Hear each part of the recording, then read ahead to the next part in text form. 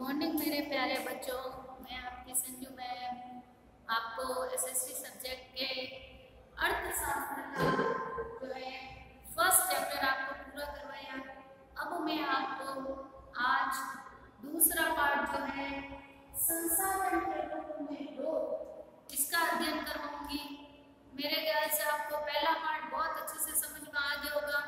अब अपन second chapter पूरा करने वाले हैं, तो सेकंड चैप्टर अपन आज स्टार्ट करेंगे। और सबसे पहले मैं आपको ये पूछना चाहूंगी कि संसाधन किसे कहते हैं। अगर आपको इस शब्द का अर्थ पता होगा तो इस पाठ का जो अर्थ आपको समझ में आ जाएगा। संसाधन किसे कहते हैं? संसाधन उन वस्तुओं को कहते हैं जो मानव की आवश्यकताओं की पूर्ति करते हैं।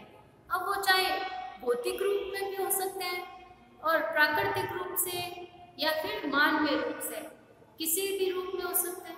ठीक है, भौतिक रूप में जैसे पहाड़ है, नदियाँ, झीलें हैं, पानी है, ये सब चीजें जो हमें प्रकृति से प्राप्त होती है। मानव के रूप में जैसे एक व्यक्ति है जो संसाधन के रूप में बदल जाता है अपनी शिक्षा, अपनी योग्यता और कौशल के द्वारा। कैसे?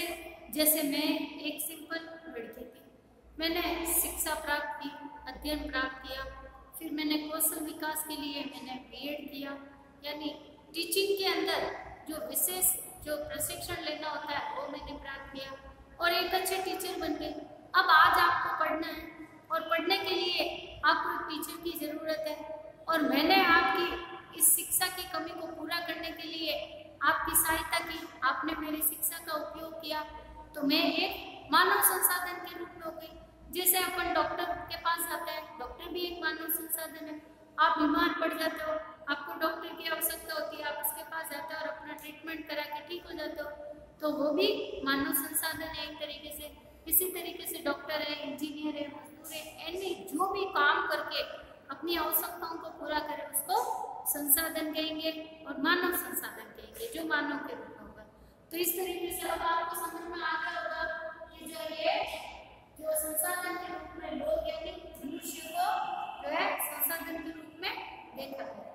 इसके बाद में अपन बात करते हैं यानी जब शिक्षा और प्रशिक्षण और चिकित्सा सेवाओं में, यानी शिक्षा के अंदर आप शिक्षित करने के लिए आप कार्य करोगे, ठीक है। इसके अलावा आप प्रशिक्षण प्राप्त करोगे, यानी कोई ट्रेनिंग लोगे, जैसे आपने बात की और आपने आईटीआई की ट्रेनिंग करनी तो इसको प्रशिक्षण करेंगे।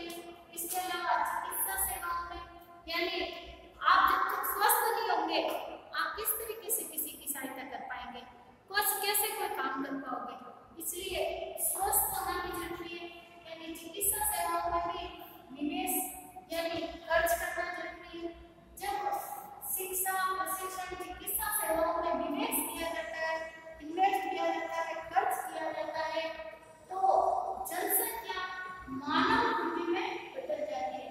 यानी केवल जो उस देश के लोग हैं, जनसंख्या है, वो केवल जनसंख्या यानी लोगों की भीड़ ना रहकर एक मानव पूंजी बन जाएगी, यानी वो स्वयं कुछ उत्पादन करने योग्य हो जाएगी, वो किसी की जरूरतों को पूरा करने के योग्य हो जाएगी। उस वक्त उसको पर मानव पूंजी कहेंगे। और मानव पूंजी में कैसे बदलता है? कौशल व उसमें भी उत्पादन में ज्ञान का संचय होता है। यानी मानव पूंजी अपन किसको कहेंगे? एक सड़क के किनारे बैठे हुए भिखारी को आप मानव पूंजी नहीं कह सकते, क्योंकि वो ना तो कोई उत्पादन कर रहा, ना किसी जरूरत को पूरा कर रहा है, उसको आप संसाधन नहीं कहोगे, आप उसको मानव पूंजी नहीं कहोगे। अच्छा, आप मानव पूंजी, पूंजी किसे कहते हो? धन।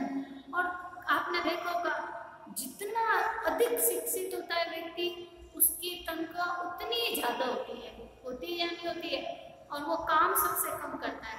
एक मजदूर होता है जो सुबह से रात तक काम कर लेगा, इतना कठोर धूप में, कोई हवा नहीं, कोई मतलब बैठने की छांव नहीं, कोई आराम नहीं, दिन भर बस श्रमिक जो है श्रम करता है, मेहनत करता है, और शाम को उसको 500, 600, 700 रुपये मिलते हैं। और यही अगर अपन कोई आरएस, आईएएस ऑफिसर को देखते हैं या उससे भी नीचे वाले किसी को ऑफिसर को भी देखते हैं, वो क्या करता है? 9-10 बजे कार में जाएगा, एसी रूम में बैठ जाएगा, बैठा रहेगा, कोई खास किसी से मिलना तो मिला, किसी पेपर पे साइन किए, शाम हुई और नौकर आया, बैग उठाया उसके साथ वो कार में बैठा, ड्राइवर कार चला रहा, उसको घर तक लेके गया, बड़े से बंगले के अंदर जाके फिर से वो आराम से बैठ गया अपने परिवार के साथ। यानी इतनी कम मेहनत की तो और उसकी तनख्वाह होगी सबसे ज्यादा, मतलब वो महीने के कमाता होगा 2 लाख 2.5 लाख रुपए। तो इस तरीके से क्योंकि वो उसने मेहनत अधिक की, उसने शिक्षा अधिक प्राप्त की, उसने अच्छा प्रशिक्षण प्राप्त किया, तो वो मानव पूंजी में बदला, उस पूंजी की कीमत बढ़ गई अपने गुणों के कारण, इसलिए उसको इतनी ज्यादा तनख्वाह मिली। और एक मजदूर ने क्योंकि शिक्षा प्राप्त नहीं की, कौशल विकसित नहीं किया, कोई प्रशिक्षण नहीं लिया, इस कारण वो मजदूरी रह गया, इसलिए वो सस्ती पूंजी बन के रह गया, यानी उसकी इतनी वैल्यू नहीं रही, उसको कम तनख्वाह मिलती है। तो इस तरीके से कौशल और प्रशिक्षण के द्वारा अपने ज्ञान का संचय, अपना ज्ञान बढ़ाता है और वो व्यक्ति महंगी यानी अधिक मानव पूंजी में परिवर्तित होता है। इसके अलावा उत्पादन की दृष्टि से जनसंख्या पर विचार करना सकल राष्ट्रीय उत्पाद के सृजन में योगदान की क्षमता को बल देता है। इसका क्या मतलब हुआ? जब आप उत्पादन बढ़ाओगे किसी भी चीज का, अब आप शिक्षित हो रहे हो और कार्य करके अपनी योग्यता को बढ़ा रहे तो भी तो उत्पादन बढ़ेगा। भाई एक काम इस फैक्ट्री के अंदर, ठीक है, वहां पे अप्रशिक्षित मजदूरों को लगा दिया, वो एक काम करेंगे, ठीक है, और एक पढ़ा लिखा जैसे ITI किया व्यक्ति, अब उसको काम दे दिया जाए, क्या उन दोनों के काम में फर्क नहीं दिखेगा आपको? बिल्कुल दिखेगा। जो ITI किया हुआ, जो प्रशिक्षित किया हुआ, वो काम करने वाला व्यक्ति और जो बिना अप्रशिक्षित है उसके काम में रात दिन का फर्क होगा, वो ज्यादा अच्छा करेगा। तो इस तरीके से कोशिश से वो अपने उत्पादन को भी तो बढ़ा रहा है, और जब उत्पादन बढ़ेगा हर व्यक्ति की आय बढ़ेगी। देखो बच्चों, ये सारी चीजें बढ़ी हुई है, सब चीजें जुड़ी हुई है, एक सर्कल चलता है। जैसे कोई व्यक्ति है, पढ़ लिख कर शिक्षित हुआ, अच्छा कमाने लगा, अब वो पैसा भी तो खर्च करेगा, सरकार को टैक्स भी तो देगा। भाई आप कोई भी सामान खरीदते हो, अप्रत्यक्ष कर देते हो नहीं देते हो, GST लगाते हैं नहीं लगाते? इसमें क्या होता है, आप कोई सामान खरीद के लाए, ठीक है, जैसे आपके पास पैसा है, आपने कहा तो बड़ी LED लेंगे, भाई बड़ा घर बना दिया, तो जब आप LED लेने जा रहे हो उसका टैक्स नहीं चुका रहे या नहीं चुका रहे? आप जो है कोई भी सामान खरीद रहे हो, अपना रहन सहन चेंज कर रहे हो, कपड़े खरीद रहे हो, ज्वेलरी खरीद रहे हो, सामान खरीद रहे हो, सबका टैक्स आ जाएगा सरकार के खाते में, सरकार उस देश को विकास में खर्च करेगी और चारों तरफ बड़ी बड़ी बिल्डिंगें बनेगी, देश सुंदर बनेगा और उस एरिया की कीमत बढ़ जाएगी। जैसा कि अपन देखते हैं एक एरिया जैसे शास्त्री नगर की बात करें तो वहाँ के मकान की कीमतें बहुत ज़्यादा है। क्यों है? क्योंकि वहाँ बड़े बड़े मकान है, साफ सफाई है, सुंदर है, चौड़ी सड़कें हैं, बाग बगीचे हैं। और यही अगर शहर के अंदर आप चले जाओ, नजदीक मतलब मकान है, कोई साफ सफाई नहीं, कोई सड़कों पर पानी बह रहा है, कचरा बिखरा पड़ा है, अशिक्षित लोग हैं, लोगों की भीड़ हर वक्त खड़ी रहती है वहाँ पर, तो उन एरियो की कीमत कम है। क्यों है? क्योंकि वहाँ पर शिक्षित लोगों ने टैक्स देकर अच्छी जगह बड़े घर बनाए, तो उत्पादन बढ़ा, देश वहाँ पर विकास पर भी ज़्यादा खर्च करेगी, नगर निगम साफ सफाई पे ज़्यादा ध्यान देगी।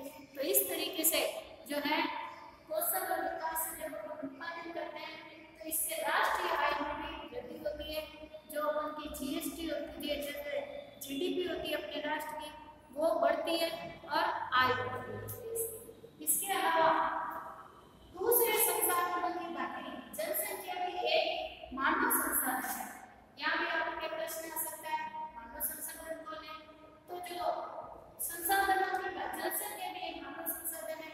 कब वो अपनी कौशल और योग्यताओं को बढ़ाएगी तब वो एक मानव पूंजी या संसाधन के रूप में बदलेगी, अन्यथा अशिक्षित या कोई कार्य नहीं करने वाला व्यक्ति कोई मानव पूंजी नहीं होगा। जैसे मैंने आपको एग्जाम्पल दिया, या फिर निकम्मे लोग भी होते हैं जो यहाँ बातें की वहाँ बातें की, यहाँ बैठा थोड़ी देर वहाँ बैठा, खुद का टाइम भी खराब करता है, दूसरों को भी करता है, क्योंकि खुद के पास तो उधर काम है नहीं। जो माता पिता कमा रहे हैं, जो भाई बहन कमा रहे हैं, वहाँ जाता है, घर पे खाना खाया, फिर से बाहर इधर घुमा उधर घुमा, अपना टाइम खराब, तो इसको भी अपन मानव पूंजी नहीं देंगे। तो जो कार्य करता है, योग्यता बढ़ेगा, वो मानव पूंजी में बदलेगा। इसके अलावा जो है अब मैं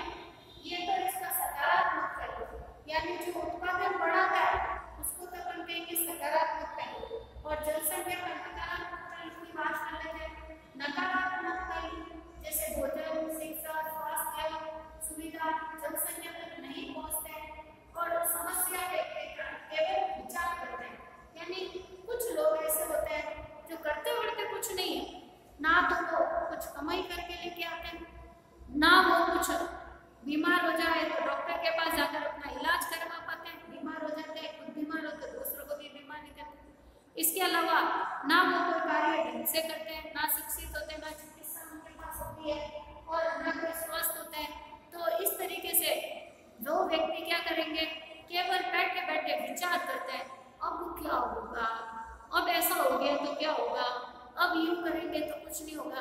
खुद तो कुछ कर नहीं सकते, बैठे बैठे केवल चर्चा करेंगे, बातें करेंगे, कभी इसके पास कभी उसके पास। और जो व्यक्ति शिक्षित है, पढ़ा लिखा है, वो व्यक्ति जल्दी से जल्दी जाकर, जैसे बीमार हो गया तो सीधा जाएगा डॉक्टर को, इलाज कराएगा, पैसे देगा और ठीक हो जाएगा, क्योंकि वो कमाता है, फटाफट अपना ट्रीटमेंट करा दिया। अब जो कमाता ही नहीं है वो तो विचार ही करेगा, डॉक्टर के पास कैसे जाऊं, वो फीस मांग लेगा, इलाज कैसे कराए। तो इस तरीके से जो है नकारात्मक रूप है, अगर आप शिक्षित नहीं है, आप पढ़ते नहीं है, आप कमाते नहीं है, तो आप ना स्वस्थ रहेंगे, ना किसी और को शिक्षा देंगे। इस तरीके से केवल चर्चा करते रहेंगे, विचार करते रहेंगे, नकारात्मक पहलू में बदल जाएंगे। इसके बाद है मानव पूंजी निवेश, यानी मानव पूंजी में निवेश क्या क्या चीजों का निवेश होता है, यानी किस चीज का इन्वेस्टमेंट करते हैं जब मानव पूंजी अच्छी बनती है। तो शिक्षा, प्रशिक्षण और स्वास्थ्य सेवा। अगर कोई व्यक्ति अच्छी शिक्षा प्राप्त करता है, ठीक है, जैसे अभी कोरोना काल है, तो कुछ लोग तो है निकम्मों की तरह बैठ गए, भाई स्कूल ही नहीं खुली, कहाँ से पढ़ाई करें, कोई समझ में आता नहीं है, वीडियो से कोई पढ़ाई होती है क्या, ये फालतू की बातें। कुछ लोग बच्चे जो है अपना टाइम होते ही सुबह कॉपी पेन लेकर बैठ जाते हैं, और कि आज क्या पढ़ाएगी टीचर, हमको ध्यान से पढ़ना है, इस तरफ वो ध्यान देना शुरू कर देते हैं। तो इस तरीके से जो शिक्षा प्राप्त करेगा, इसके अलावा जो पढ़ लिख कर या तो इंजीनियरिंग की ट्रेनिंग करता है, या टीचर की ट्रेनिंग लेता है, या ITI की ट्रेनिंग लेता है, या MBBS करके डॉक्टर की ट्रेनिंग लेता है, इस तरीके से कोई भी तरह की ट्रेनिंग लेकर अपनी योग्यताओं को बढ़ाता है। इसके अलावा स्वास्थ्य सेवाओं को प्राप्त करता है। तो इस तरीके से जो है भौतिक पूंजी का प्रतिफल प्रदान करता है, यानी इस तरीके से वो अच्छी भौतिक पूंजी में बदलता है, उत्पादन ज्यादा करता है, ठीक है। तो इस तरीके से स्वास्थ्य, शिक्षा और प्रशिक्षण के द्वारा व्यक्ति मानव पूंजी में बदल जाता है। इसके बाद में मानव पूंजी होती है वो भौतिक पूंजी से भी श्रेष्ठ होती है, यानी अच्छी होती है। मानव जो पूंजी होती है वो बहुत श्रेष्ठ होती है और इससे अच्छा रिजल्ट प्राप्त होता है। और अपन देख सकते हैं मानव संसाधन में जो शिक्षा, चिकित्सा सेवा में अगर निवेश करेंगे तो भविष्य के अंदर भी उच्च प्रतिफल प्राप्त करेंगे, यानी अच्छा रिजल्ट अपन को मिलेगा। उस देश की सारी जनसंख्या पढ़ी लिखी है, शिक्षित है, तो दिखती बात है वो देश अच्छा करेगा। इसके अलावा एक बच्चा भी जो होता है जिसकी शिक्षा, स्वास्थ्य पर अगर निवेश किया जाए तो भविष्य के अंदर वो उच्च आय को प्राप्त करता है, समाज में वृद्धि करने में योगदान देता है, ठीक है, और अधिक प्रतिफल देता है। जैसे एक बच्चे को अच्छे स्कूल में पढ़ाया, अच्छे संस्कार मिले, अच्छा ज्ञान मिला, फिर वो आगे जाके अच्छी ट्रेनिंग करेगा, कोई डॉक्टर बनेगा, कोई इंजीनियर बनेगा, कोई वकील बनेगा, कोई टीचर बनेगा, कोई लेक्चरर बनेगा। तो इस तरीके से अब उसकी इनकम भी अच्छी होगी, वो परिवार में खर्च भी अच्छा करेगा, वो खुद भी अच्छे तरीके से रहेगा, सहेगा। तो खुद को तो फायदा हुआ ही, समाज को भी फायदा हुआ, परिवार को भी फायदा हुआ, देश को भी फायदा हुआ, ठीक है। तो इस तरीके से बच्चे के ऊपर कर सकते हैं। इसके अलावा बच्चे को उचित पोषण यानी अच्छा खाना मिलना चाहिए, अच्छा स्वच्छता, साफ सफाई में रहना चाहिए, यूं नहीं कचरे में ही रह रहे हो, गंदगी में ही रह रहे हो। अगर आप शिक्षित है तो आपको ये ज्ञान होगा कि साफ सफाई बहुत जरूरी है, वरना अपन गंदगी में बैक्टीरिया पैदा होंगे और हम बीमार पड़ जाएंगे। तो पढ़ा लिखा व्यक्ति होगा वो तो जैसे मान लो कोई रोड पे जा रहे हैं या किसी जगह पे घूमने गए, चिप्स का पैकेट लिया, अगर वो अशिक्षित है तो चिप्स खाई पेपर को वही फेंक दिया, वो कहीं जाए, उड़ के बगीचे में जाए, जमीन में जाए, कुछ भी, और गंदा भी और दिखता है। पढ़ा लिखा होगा वो सबसे पहले चिप्स खाने के बाद डस्टबिन ढूंढेगा कि डस्टबिन का वहाँ ले जाकर उसको डालेगा। अगर बाई चांस नहीं भी है तो उसके पास कोई बैग या पर्स या पॉकेट में भी रख लेगा, बाहर जैसे उसको डस्टबिन दिखेगा उसमें डाल देगा। तो ये होता पढ़े लिखे अशिक्षित और अशिक्षित में फर्क। इसलिए जो अशिक्षित होगा वो उचित पोषण प्राप्त करेगा, यानी उसको पता होगा कौन कौन सी चीजें खानी चाहिए, कैसे स्वस्थ रहा जा सकता है। इसके अलावा स्वच्छता कैसे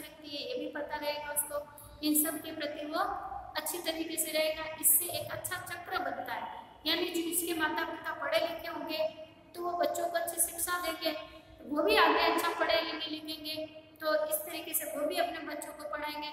इस तरीके से एक अच्छा चक्र तैयार होता है। और जो अशिक्षित होते हैं, जिन्होंने खुद ने पढ़े नहीं कि वो अपने बच्चों को पढ़ाएंगे। तो इस तरीके से उचित पोषण, स्वच्छता के प्रति सचेत होने, ऐसे एक अच्छा चक्र बनता है, क्योंकि हर व्यक्ति आगे से आगे सिखाएगा, बेटा ये कचरा नहीं करना, ऐसे सफाई से रहो, साफ कपड़े पहनो, नाखून कटे हुए होने चाहिए, बाल कटे हुए होने चाहिए। जैसे आप स्कूल आते हो तो पीटीआई होते हैं, वो आपके टीचर होते हैं, आपको बताते रहते हैं, भले ही आपको बुरा लगता है पर धीरे धीरे आपको ये समझ में आने लग जाता है कि नहीं ये चीज़ गलत है, इसको नहीं करना है। फिर आप हमेशा नेल्स काटते रहोगे, बाल कटा के रहोगे, ब्रश करते रहोगे, साफ कपड़े पहनोगे, तो इस तरीके से आपकी स्वच्छता की आदत आएगी, डस्टबिन का यूज करोगे, तो इस तरीके से अच्छा चक्र तैयार होता है। और इसके विपरीत अगर इसका अपोजिट देखें, अशिक्षित यानी अनपढ़ जो होते हैं माता पिता, वो दुष्चक्र सर्जित करते हैं, ठीक है, यानी ना तो वो खुद शिक्षित होते हैं, ना बच्चों को कर पाते, उनकी आमदनी भी कम होती है, तो बच्चों के ऊपर ज़्यादा खर्च नहीं कर पाते, उनको अच्छी शिक्षा प्राप्त नहीं करवा सकते, बीमार हो जाए तो अच्छा इलाज नहीं करा सकते, अशिक्षित रहते हैं, वो भी रहते हैं, खुद भी कम कमाते हैं, फिर बच्चा भी कम ही कमाएगा, वो भी मजदूरी करता है, तो इस तरीके से दुष्चक्र तैयार होता है। अच्छा, अगर मैं जापान जैसे देश की बात करूँ तो बच्चा जापान के अंदर क्या है पता है, पर मानव संसाधन पर निवेश करता है, वहाँ पर भौतिक संसाधनों पर नहीं करता है, क्योंकि वहाँ पे प्राकृतिक संसाधन बहुत कम मात्रा में, और कम मात्रा में होने के कारण वो बाहर से आयात कर लेते हैं। यूं नहीं कि जगह जगह खड्डे खोद कर कहीं से पत्थर निकाल रहे हैं, कहीं से लोहा निकाल रहे हैं, कहीं से तांबा निकाल रहे हैं, कोई धातु नहीं निकालते हैं, सभी चीजें बाहर से मंगवाते हैं। फिर टेक्नोलॉजी के अंदर वो पूरे विश्व में एक अपना एक स्थान रखता है।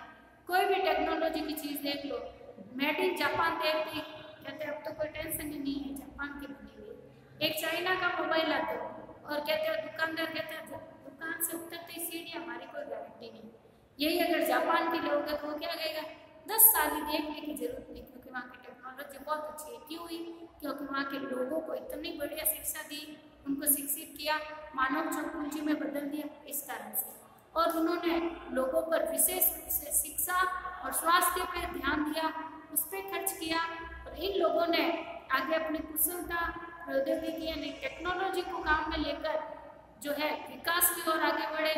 आज ये देश सबसे धनी देशों की श्रेणी में भी आता है और टेक्नोलॉजी में भी नंबर 1 है, ठीक है।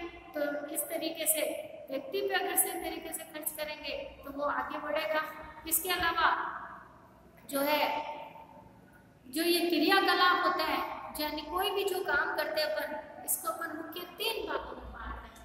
कौन कौन से भागों में बांटते हैं? इनको अपन क्रियाकलाप है 3 भागों में बांटते हैं। पहला है प्राथमिक क्षेत्र, द्वितीय क्षेत्र, तृतीय क्षेत्र। यहाँ पर बहुत ही इंपॉर्टेंट क्वेश्चन तैयार हो रहा है, ये एग्जाम में आए दिन पूछा जाता है कि प्राथमिक क्षेत्र जो है क्रियाकलाप को कितने भागों में बांटा है, ऐसे भी पूछ सकते हैं, तो बात को तीनों का बताना पड़ेगा। आपको ये भी पूछा जा सकता है कि प्राथमिक क्षेत्र में कौन कौन सी चीजें शामिल है, कितने। बच्चों इसको रटने की जरूरत नहीं है, दिमाग में बहुत आसानी से याद कर सकते हो। यानी जो चीजें सीधी सीधी प्रकृति से प्राप्त होती है उन सबको प्राथमिक क्षेत्र में रख दो, जहाँ पे मानव कुछ नहीं करा, सिर्फ प्रकृति बना रही है। जैसा आपने बीज डाला, कृषि कार्य हुआ, यानी पेड़ किसने उगाया, फसल किसने उगाई, प्रकृति ने उगाई। अपन ने खाली बीज और पानी देके छोड़ दिया, उसको बड़ा किसने किया, बनाया किसने, प्रकृति ने। या फिर आप खनन कार्य करो, जमीन में से खनिज निकाल रहे हो, खनिज से उसको प्राप्त कर रहे हैं खनन करके, तो ये कौन सी क्रिया हुई, प्राथमिक क्रिया होगी, क्योंकि खनिज अपन ने नहीं बनाया, प्रकृति ने बनाया। मत्स्य पालन कर रहे हो, मछली पालन जिसको अपन कहते हैं, जैसे आपने जो है मछली पालन किया, मछली के बीज ही छोड़े, मछली बनाई किसने, प्रकृति ने, स्वतः बनी, तो वो भी प्राथमिक क्षेत्र में आएगा। इसके अलावा पर्यावरण है, पशुपालन है, खनिज कार्य है, ये सभी कार्य क्या है, प्राथमिक क्षेत्र में आएंगे। यानी दिमाग में बैठा लो, जो सीधा सीधा प्रकृति से प्राप्त हो रहा है वो सब प्राथमिक है।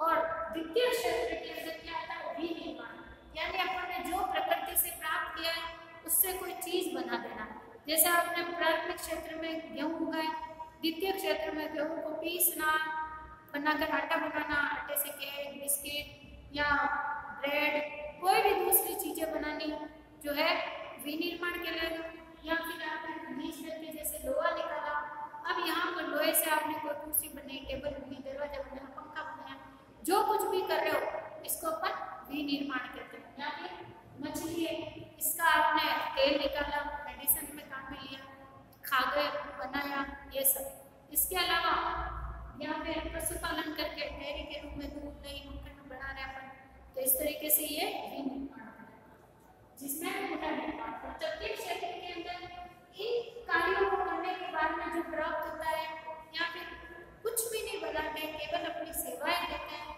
वो सेवा क्षेत्र। जैसे मैं स्कूल में आके आपको पढ़ा रही हूँ, ठीक है, मैं सेवा क्षेत्र के अंदर हूँ, मैं कुछ भी नहीं बना रही हूँ, मैं केवल अपना ज्ञान बांट रही हूँ। मैंने यहाँ कोई सामान नहीं इकट्ठा किया कि मैं इससे कुछ बनाऊंगी।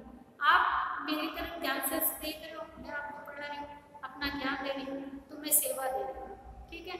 तो इसी तरीके से डॉक्टर है, इंजीनियर है, जो भी है, जो केवल अपनी सेवाएं देते हैं, कुछ बनाते नहीं है, मैन्युफैक्चरिंग नहीं करते हैं, वो सेवा क्षेत्र कहलाता है।